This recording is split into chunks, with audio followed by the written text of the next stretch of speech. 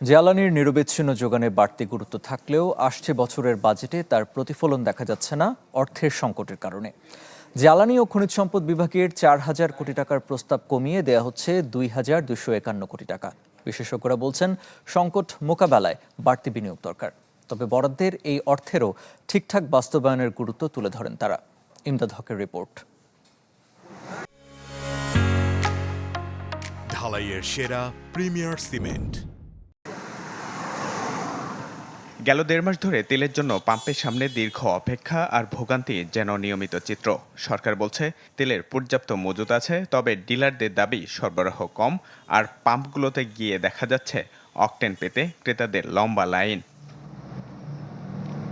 এমন অবস্থার মধ্যে আসছে বছরে জ্বালানির নিরবচ্ছিন্ন যোগানে প্রস্তুতি নিচ্ছে সরকার। তবে বিপত্তি এখানেও। পরিকল্পনা মন্ত্রণালয়ের তথ্য বলছে আগামী অর্থ বছরের এডিপিতে জ্বালানি ও খনিজ সম্পদ বিভাগকে দেওয়া হচ্ছে 2,251 কোটি টাকা, যদিও বিভাগের দাবি ছিল আরও প্রায় 1,500 কোটি টাকা বেশি। জ্বালানি মূল্যকে ধরা হলো যে এটা হলো ব্যারোমিটার অন্যান্য কমোডিটি প্রাইসে, সুতরাং এটা বাড়লে অন্য ফার্টিলাইজারের বাড়বে, ফুডের বাড়বে, সুতরাং এটার সাথে খাদ্য নিরাপত্তা অন্যান্য জিনিসও জড়িত।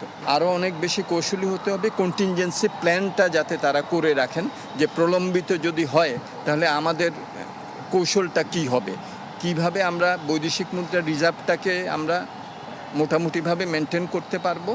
প্রস্তাবিত বরাদ্দে উন্নয়ন প্রকল্পে দেওয়া হবে 1,800 কোটি টাকা, যার মধ্যে সরকারের যোগান 1,100 কোটি আর 600 কোটি টাকা আসবে বৈদেশিক ঋণ থেকে।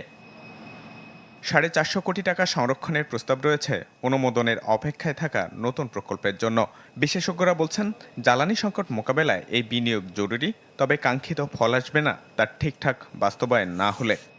মূল যেটা এলএনজি আপাততভাবে আমাদের যে ডিমান্ডস, আমাদের যে বাংলাদেশের যে প্রোডাকশন সাইড আছে, রাতারাতি আমি চেঞ্জ করতে পারবো না। অর্থাৎ আমাকে ফিউচারে যে টাইমগুলোতে কয়েক বছর কিন্তু আমাদেরকে এলএনজি গ্যাস এগুলোর সাপ্লাইটাকে মেনটেন করতে হবে। আমাদের অকটেন পেট্রোলের stockpile, strategic stockpile যেটা বলে, সেটা করা দরকার, এবং এটা একটু বেশি দাম দিয়ে যদি এখন কিনতে হয় তাও কেনা দরকার, কারণ যেই অসুবিধা আমরা ফেস করছি পেট্রোল পাম্পে, এবং ভবিষ্যতের জন্য পেট্রোল পাম্পে কিভাবে এটা সুষ্ঠুভাবে বন্টন করা যায় সেটা চিন্তা করা উচিত। গত অর্থ বছরের 1,890 কোটি টাকার তুলনায় এ খাতে 150% বরাদ্দ বৃদ্ধির প্রস্তাব থাকলেও তা বাস্তবায়ন হচ্ছে না অর্থের সংকটে। ইমদাদ হক, চ্যানেল 24, ঢাকা।